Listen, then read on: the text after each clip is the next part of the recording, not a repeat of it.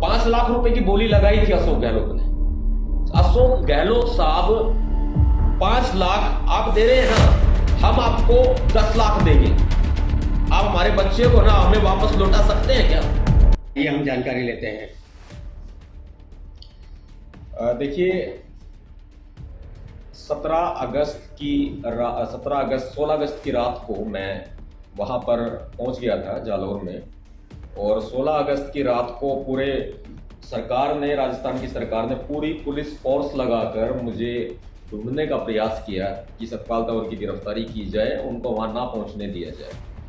After this 17 अगस्त को जो है हम जालौर पहुँचे, सुराना गांव में पहुँचे और पीड़ित परिवार से हमने मुलाकात की। मुलाकात करके हमारा गला भरा आया पूरा, रोम रोम जो है हमारा जल रहा था कि कैसे इस पीड़ित परिवार के साथ सरकार अन्याय कर रही है।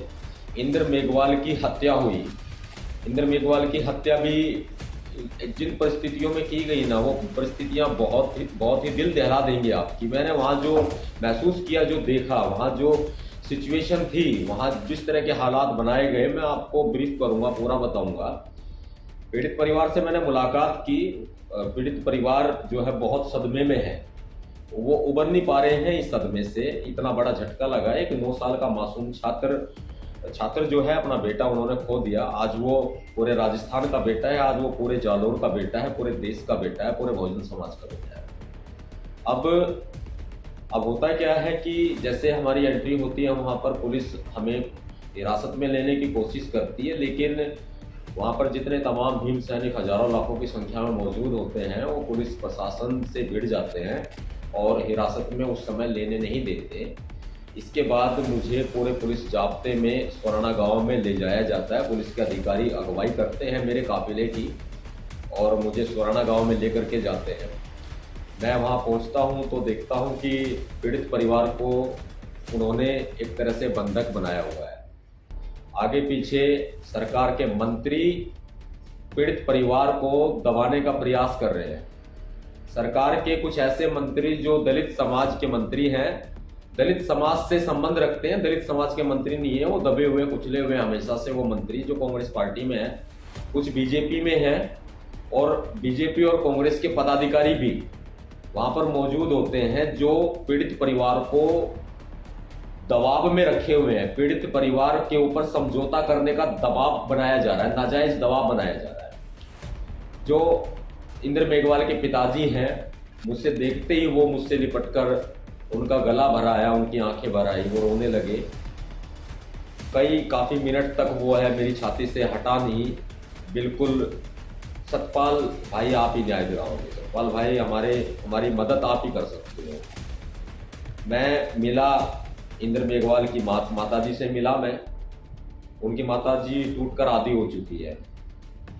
2 भाई हैं इंद्र मेघवाल के छोटे, वे दोनों भाई मुझे अच्छे से जानते हैं और बस उनके सब्र का इम्तिहान, उनके सब्र की सीमा नहीं थी। जैसे उम्मीद की किरण एक जगी है, सतपाल भाई आ गए हैं। छोटा 11-12 साल का भाई है उसका, इंद्र मेघवाल के दोनों बड़े भाई, 11-12 साल का बड़ा भाई है। मुझे बयान किया, उन्होंने बताया क्या हुआ था। वो वीडियो हमारे द्वारा शूट की गई है, हम दिखाएंगे, आपको देंगे और सोशल मीडिया पर भी प्रसारित कराएंगे। इसके बाद जैसे बताया है बच्चे ने, उनकी आंखों के सामने की घटना है।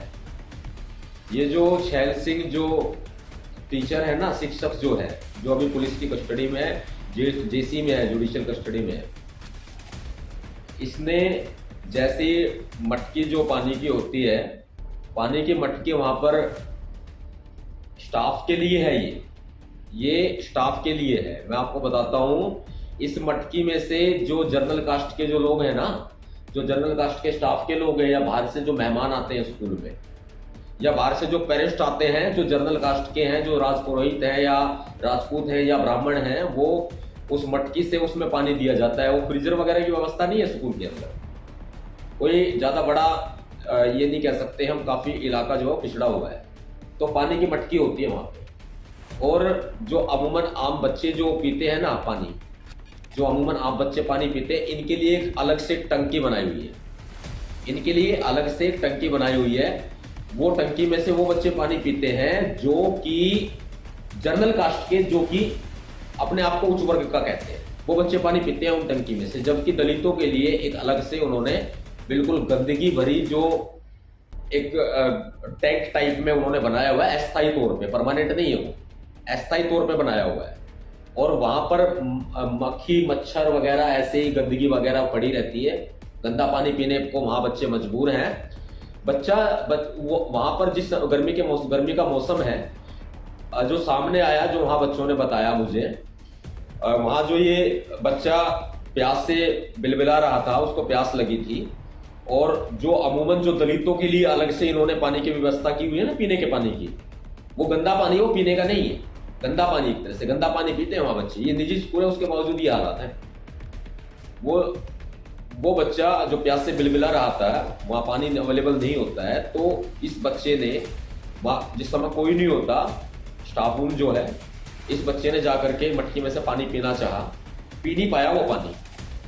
जैसे उसने मटकी को छुआ, हाथ लगाया, पानी पीने के लिए वो निकालने वाला था, छैल सिंह जो अध्यापक है, जो स्कूल का प्रिंसिपल ऑनर भी है, शिक्षक है, शिक्षक नहीं वो भक्षक है मेरी नजरों में, अब तो वो हत्यारा बन चुका है।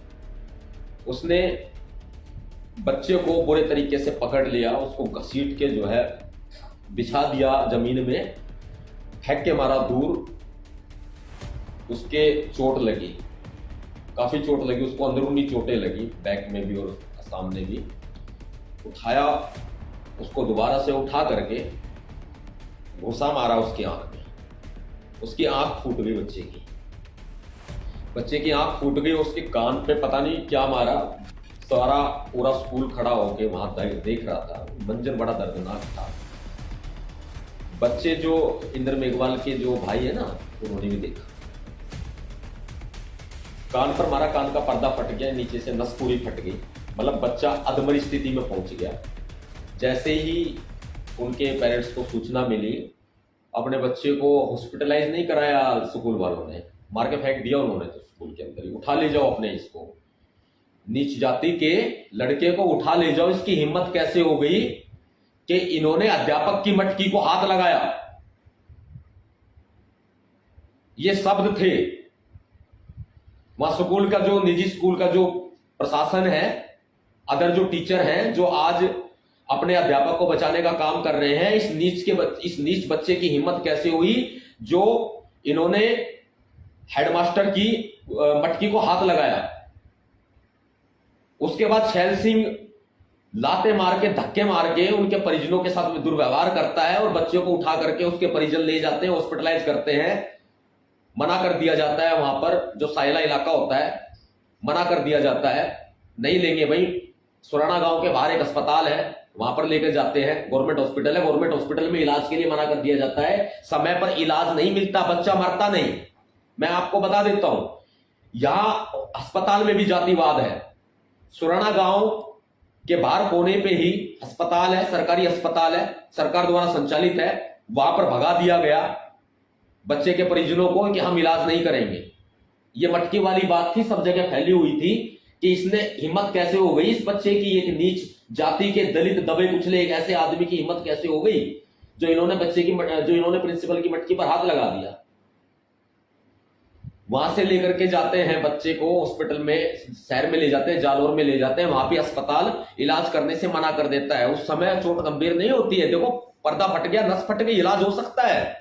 वो बच्चा हमारे सामने जिंदा होता, इलाज हो सकता है। इसके बाद उठा करके इस बच्चे को, ये जब इलाज नहीं मिलता, जाति की वजह से इलाज नहीं मिलता, हॉस्पिटल में इलाज नहीं करते हैं, इसको अहमदाबाद ले जाया जाता है, गुजरात में। गुजरात अहमदाबाद में लड़का एडमिट रहता है, जिंदगी और मौत के बीच संघर्ष कर रहा होता है, और लास्ट में आखिरी में आकर के वो दम तोड़ देता है, हार जाता है। एक इंसानियत हार जाती है, जातिवाद भारी पड़ जाता है ऐसे लोगों के ऊपर। अब वापसी, जैसे डेड बॉडी को लाया गया, मारपीट होती है, लाठीचार्ज होता है, लोगों को मारा जाता है, कि अशोक गहलोत के इशारे पर लाठीचार्ज किया जाता है वहां पर। ये पीड़ित परिवार बहुत उम्मीद लगाए हुए है समाज से। मैंने न्याय का उनको पूरा भरोसा दिया है कि हम न्याय दिला करके रहेंगे, लेकिन सरकार बिल्कुल विफल है। सरकार नहीं चाहती कि इस परिवार को न्याय मिले। सरकार नहीं चाहती कि इंद्र मेघवाल को न्याय मिले और जो आरोपी है, जो शिक्षक नहीं भक्षक है, उसको फांसी की सजा हो। यह सरकार नहीं चाहती। पीड़ित परिवार को न्याय का भरोसा दिला करके प्रशासन को मैं सूचना दे देता हूं कि सतपाल तंवर जालोर में ही बैठेगा। 17, 18, 19, 20, 25 जब तक मेरी सांसों में सांस है ना, मैं बैठा रहूंगा न्याय के लिए। जालोर नहीं छोड़ूंगा, मैं जालोर में ही बैठा रहूंगा।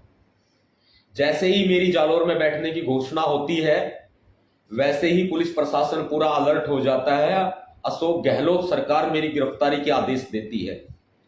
मुझे आधी रात को, मुझे 17 अगस्त की आधी रात को पुलिस के अफसरों के द्वारा मुझे वहां से अपनी हिरासत में ले लिया जाता है। मुझे शुरू में ये लोग अनजान जगह लेकर के जाते हैं, इसके बाद में मुझे जोधपुर में ले जाकर के पटक दिया जाता है। वो जगह मैं भी नहीं जानता कि कौन सी होती है, लेकिन वहां पर मेरे साथ में जिस तरह से पुलिस अधिकारियों के द्वारा दबाव बनाया जाता है, पूरे 18 घंटे मुझे हिरासत में रखा गया। वहां पर पूरे 18 घंटे मुझे हिरासत में रखा गया। मुझे मेरे लोगों से नहीं मिलने दिया गया। पीड़ित परिवार से एक बार दुख बांटने के लिए मिला करके ले आए, लेकिन दुख बांटना ही मेरा मकसद नहीं है। परिवार से मिलना ही मेरा मकसद नहीं है। परिवार को न्याय दिलाना मेरा मकसद है। और उस न्याय की आवाज को बुलंद करने के लिए, अपनी बात अशोक गहलोत तक पहुंचाने के लिए, इस पीड़ित परिवार की आवाज बनने के लिए मैंने फैसला लिया कि मैं जालोर में बैठूंगा। मैं वहीं बैठूंगा, सुराना गांव में बैठूंगा, और सुराना गांव में बैठ करके मैं अपनी आवाज को बुलंद करूंगा। मैं इस न्याय की आवाज को बुलंद करूंगा। मुझे आधी रात को पुलिस के अफसर मुझे उठा करके ले जाते हैं। पुलिस के अफसर मुझे जोधपुर ले जाते हैं और मुझे पूरे 18 घंटे हिरासत में रखा जाता है। मुझे वहां टॉर्चर किया जाता है, जबरन मेरे ऊपर दबाव बनाया जाता है। सरकार के द्वारा मेरे ऊपर दबाव बनाया जाता है कि मैं ऐसा बयान दूं, मीडिया के सामने लाने की साजिश रची जाती है। मुझे बोला गया है कि आप की सारी मांगे हम मान रहे हैं, आप मीडिया में यह बयान दें, हम यहां मीडिया को बुलाएंगे। जितने भी चैनल है, जितने भी न्यूज चैनल है, जितने भी प्रिंट मीडिया के लोग हैं, हम सबको यहां बुलाएंगे। आप मीडिया में यह बयान दें सतपाल तंवर कि आपकी सारी मांगों को मान लिया गया है। लेकिन मेरे जमीर ने मुझे गवाही नहीं दी। स्वाभिमान जिंदा है मेरा, मरा नहीं है। मैं राजनीति के लिए अपने परिवार के साथ समझौता नहीं कर सकता। मैं उनकी उम्मीदों के साथ, मैं उनके जमीर के साथ मैं समझौता नहीं कर सकता। मेरे ऊपर बहुत दबाव बनाया गया, टॉर्चर किया उन्होंने मुझे कि आप ऐसा बयान दें कि फांसी की सजा की मांग भी सरकार ने मान ली है। आप ऐसा बयान दें कि 50 लाख रुपए मुआवजे की भी सरकार ने बात मान ली है, जबकि 30 लाख रुपए मुआवजा सरकार स्वीकृत कर चुकी है और 40 लाख रुपए इसका होने का अनुमान है अभी। लेकिन इस परिवार को पैसा नहीं चाहिए। हम सक्षम लोग हैं, हम पैसा दे सकते हैं।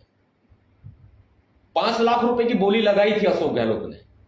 अशोक गहलोत साहब 5 लाख आप दे रहे हैं ना, हम आपको 10 लाख देंगे। आप हमारे बच्चे को ना हमें वापस लौटा सकते हैं क्या? लेकिन सरकार के लोगों ने, पुलिस के लोगों ने मेरे ऊपर नाजायज दबाव बनाया और ये दबाव बनाते हुए मुझे मजबूर किया गया कि मैं मीडिया में गलत बयानबाजी करूं। सरकार ने मांगे मान ली हैं, इस तरह का तथ्य भ्रम फैलाऊं और ये षड्यंत्र रचा गया। इन्होंने षड्यंत्र रचा कि अमूमन लोग वहां, जो मनुवादी गैंग के लोग हैं, जो सामंतवादी गैंग के लोग हैं, वहां हमारे खिलाफ इकट्ठा हो रहे हैं और ऐसा षड्यंत्र रचा गया कि सतपाल तंवर की हत्या करा दी जाए। ऐसा उन्होंने षड्यंत्र रचा। अब शाम की 18 की शाम की फ्लाइट से इन्होंने मुझे वापस दिल्ली भेज दिया। न्याय को पैरों तले जो है कुचलने का काम किया अशोक गहलोत ने। लेकिन हम पीछे हटने वाले लोग नहीं हैं। हमने अपनी माँ का दूध पिया है,